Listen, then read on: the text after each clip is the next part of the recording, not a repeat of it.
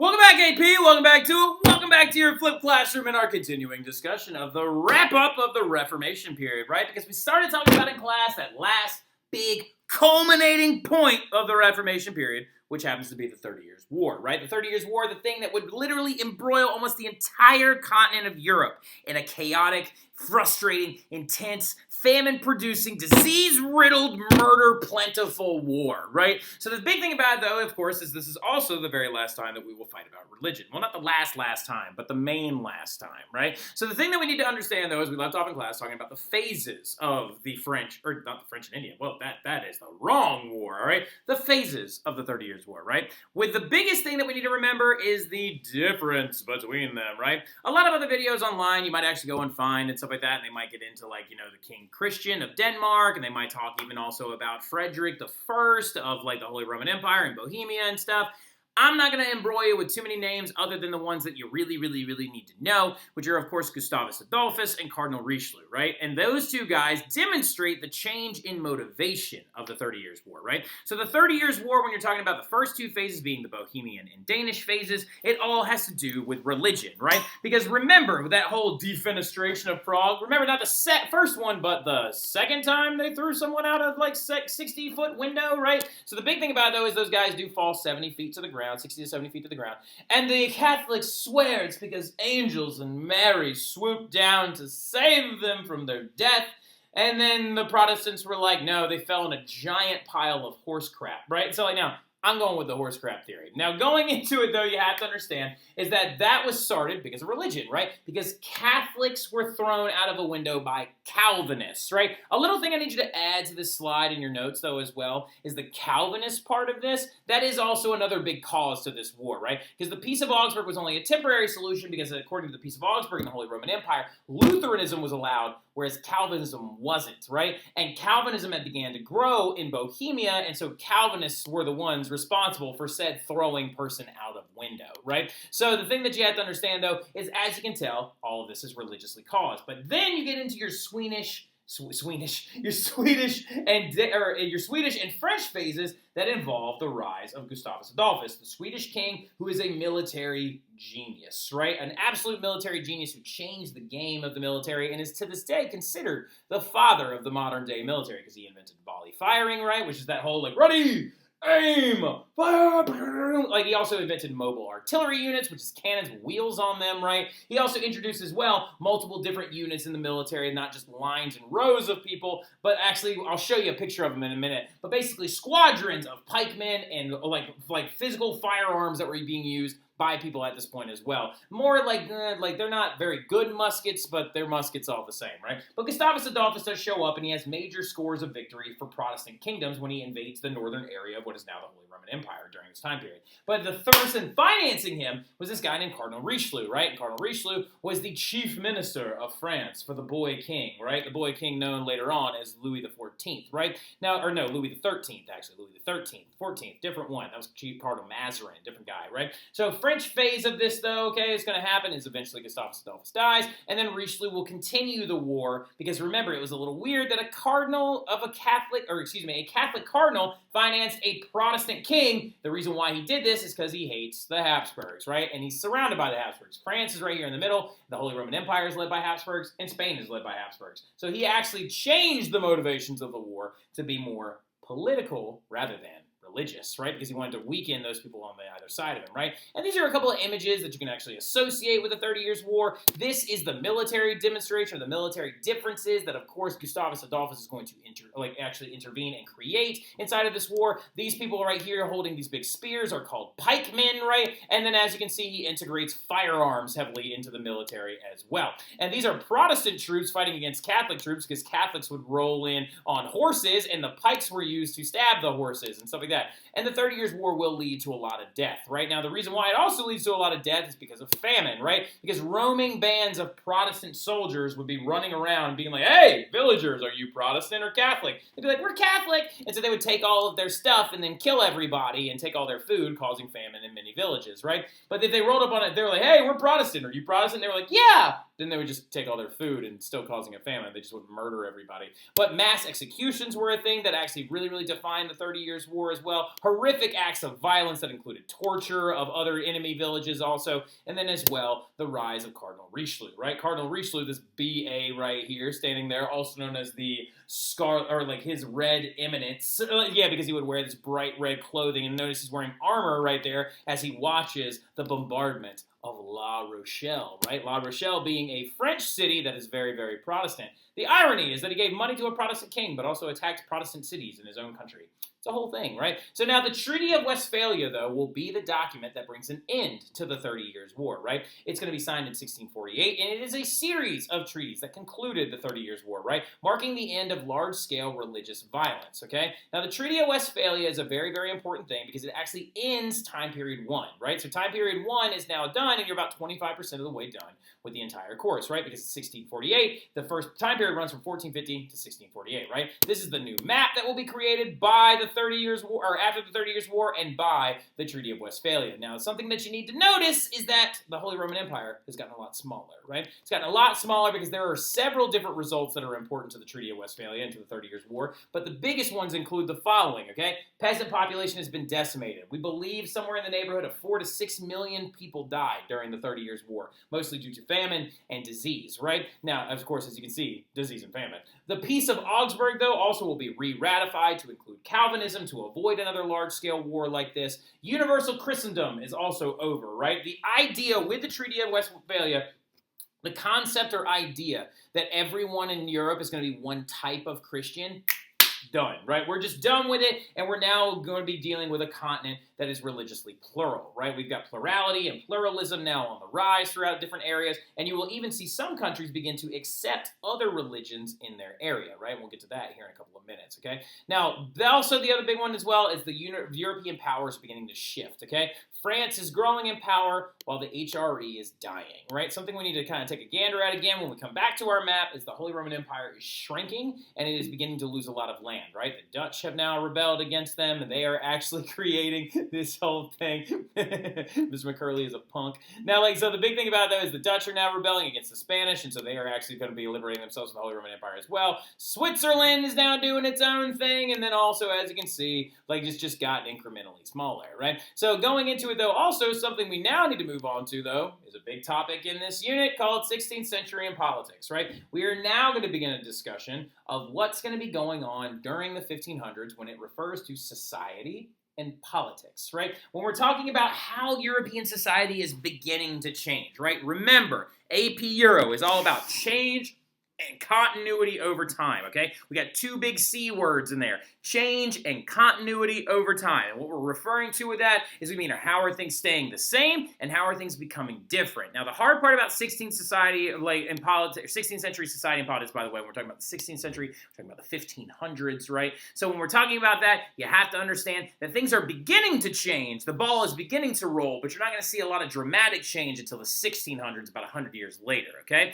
Now, the thing that we need to understand that's particularly beginning to change is regional hierarchies, right? Where you rank in society is now beginning to change a little bit based on a couple of different factors, right? Including your class, your religion, or your gender, all right? So now this is really big, and what I mean by that is that the 1500s kind of serve as a turning point where the ball starts rolling in direction of change, right? Now remember to focus on that, okay? Continuity and change. A lot of things are staying the same, but some things are beginning to be very different, right? So let's start off with class, right? Your class also is going to start changing pretty drastically, okay? First and foremost, we are seeing the growth of a new one, right? We're seeing the growth of a middle class, right? Or a merchant elite. Now, some people oftentimes refer to these people as well as the gentry, but before the 1500s and the 1400s and in the Middle Ages, you had two basic classes, right? The nobility and the wealthy, or you had everyone else, right? And everyone else included peasantry, peasant classes, and also serfs that were, of course, bound to land by contractual obligations in the feudal system, right? So going into that, to understand that a little bit better, you didn't have a middle class, really. But with the growing period of exploration, with the introduction of joint stock colonies, you're okay. Hi, Miss Susan. Miss Susan, say hi. It's the AP kids. You hi, can wait. AP kids. Can we take a picture? Oh, yeah, that's fine. So big thing about it that you need to to understand, though, is that we are seeing the growth of that middle class, right? The gentry is beginning to grow. You're seeing the growth of these people, especially in the Dutch Republic, more than anywhere else, right? And so as you see, this is actually a very, very, very famous picture called the Guild of the Synod, and this is actually a guild of cloth makers in the Netherlands that are attached to that thing that we talked about earlier called the East India Company, right? So y'all, so the thing that you need to understand, though, also is that as it's beginning to grow, right, as that is continuing to grow throughout this area, they are not a noble class. They are not necessarily either poor either. They are becoming very wealthy, so they are now what you would consider a middle class or a gentry, right? Because feudalism is beginning to fail. Before this stuff began to change, 85% of maritime community, 85% of people in Europe were what you consider a serf, right? Now what's happening, though, is maritime economics are changing that game, right? And a middle class or that gentry is starting to be created. Now, land ownership is still how you measured wealth more than anything else, right? But it's beginning to shift, okay? Land ownership is still that sign of nobility. If you were like Caleb Wilson Terry II of Hampshire, you know what I mean, like where I'm from in North Carolina, and you were, of course, a landowner of thousands of hectares of land that was passed down to you for many, many different generations through the crown itself, I'm still noble and you're not, right? And I could be dirt poor, but if I have land, I'm still nobility, and I'm eligible for promotion through also possibly even going all the way up to the crown itself. However, what's beginning to happen now, though, is that middle class is beginning to have a lot of say, and they're beginning to actually have a very much louder voice, right? You can see this especially in English politics, right? Because in the Houses of Parliament, right, which we'll talk a lot about next unit, right? The Parliament is the bicameral legislative body that exists in England, right? So what you're going to get into, though, is you're going to start seeing the rise and fall of certain different groups, right? Well, not even fall, but just like the rise of that gentry class, right? Because the Lords, the House of Lords, which is what you would consider like our modern day Senate, is actually going to be all land-owning property holders of the nobility, and the House of Commons is for everybody else, but now the Commons is full of that gentry, right? Now, religion is going to be another really big thing that's going to dictate your hierarchical place in European society during the 1600s, right? Now, religion is going to be basically going to come down to how is your faith or how is your rank affected by your faith, right? Now, this all depends, okay? Like, this is where it's a big, fat, inflammatory it depends. Now, when you're writing on an AP test, never say it depends, right? Like, just because it doesn't really sound very good, right? Now, if they ask you how did religion change your hierarchical value in the 1600s, that's when you say geographically it was dictated by the major religion that was actually present in your land, right? See what I'm talking about? It all depends on where you live, right? Examples of this include if you lived in Queen Elizabeth's England, you'd be Protestant. But if you lived in Catherine de Medici's France, you were being forced to be Catholic at possibly the tip of a sword, right? So the thing that you have to also understand is like, what is the level of tolerance in the place that you live, right? Because, for example, in Elizabethan England, you could be Catholic, but you weren't allowed to do it in public, right? Like, you couldn't go out and be like, yes, and the blah, blah, blah, and then take the Eucharist at a church in public. You had to be what was called an at-home Catholic, right? Whereas in Catherine de Medici's France, she almost got to allowing Protestantism and then, like, reneged on the whole thing and then literally killed a bunch of people at St. Bartholomew's Day Massacre. And the other thing it depends on is, are you Christian or not, right? Like, so like now, like that's a big thing that you got to kind of focus in on a little bit. You do have a very large Jewish population throughout Europe during this time period, and they are still being heavily persecuted, right? So when we're looking at the growth of society and politics and religion during this time period, you are going to need to focus in on the fact that a lot of these questions on your hierarchy place does depend on where you live, but also, like, are you Christian at all, right? Like, so like now, because literally in some areas they allow Jewish people to openly practice, like, for example, in the Dutch Netherlands, after they liberate themselves from the Spanish, they do allow religious plurality. They don't let you be Catholic, but if you want to be Jewish, you can live in this certain neighborhood and you can have your synagogues and stuff like that. But you see what I'm talking about? A lot of it depends, right? Whereas if you lived in certain other states in Europe, Judaism was actually heavily frowned upon, and you were basically like shifted over to another whole different place, and you weren't allowed to do certain things in public, et cetera, et cetera, et cetera. So the big thing about it, though, as well, is now your gender. How is the station of women beginning to change throughout Europe, right? Because it's ironic when we look at these examples of our it depends religion, They're both female rulers of Europe. So a lot of you would probably be like, oh, I bet it's getting way better for women. It's not. No, so it's going to take some time, all right? Because all of Europe at this time would still be considered heavily patriarchal, right? It would still be considered heavily patriarchal in the sense where men are expected to be in charge and they are expected to run all households and government operations, right? Now, big thing that we need to understand, though, is there a difference between women's value between wealthy households and rural poor households? And it's a big fat inflammatory yes, right? If you live in a wealthy household, women were expected to basically do the least, right? They were expected, they weren't allowed to handle any kind of money, they were expected to run the household and stuff like that, and their prevalence in society could never be political, nor could it be in any kind of outcry moment, right? Whereas if you lived in a rural household, you still shared a lot of responsibilities, right? Women and men had to work together to actually run rural households, because you're talking about things that are very still heavily agrarian, right? You're talking about cows need to be milked, sheep need to be sheared, food needs to be harvested. Potatoes must come out of the ground, am I right? So the thing you have to understand though is that takes a lot of workers, right? So you did actually have more equality when it came to work standards in rural households than you did in wealthy ones, right? Now going into it though, also you could see that as well, right here, this is Johannes Vermeer's The Milkmaid, which is a very, very famous piece of art that we'll talk about at the very end of this unit when we get into the Baroque period. But as you can see right there, that woman has a responsibility. She is a milkmaiden, right? And so of course she is literally pouring milk for a meal, right? So what you have to understand though is that she needed to do that or her family might not eat. Whereas in a wealthy household, you had servants that did that and you actually weren't supposed to, okay? However though, in the 16th century, thinkers were beginning to question women's roles in society. And a lot of this is brought on by a lot of these female rulers, right? You got people like Elizabeth right there that are beginning to really dictate the differences in how you can be perceived as a woman, right? Because literally, and for hundreds of years, philosophers had always said that women had a lower role in society. Aristotle himself said that women were half of a man, just basically not a full-blown man, but just 50%. Well, people like Elizabeth are coming along and proving all of that wrong, right? Because she's a boss, and she does not mess around, and she is bad AF. You know what I mean? Literally beats people in the Spanish Armada, does her own thing, is a successful Protestant ruler, right? So it's beginning to kind of question a lot of women's roles in society. And it's beginning to actually bring a lot of different viewpoints, right? You have the Protestant view, the Catholic view, the Anabaptist view, right? Now, the Protestant view, ironically enough, was one that was much more strict on women, right? For example, you were expected right here, this is Martin Luther and his wife that is formerly a nun that he rescued from a convent, right? So she was expected to be the living image of the perfect Protestant wife, the living image of Mary, right? The living image of every single little thing, right?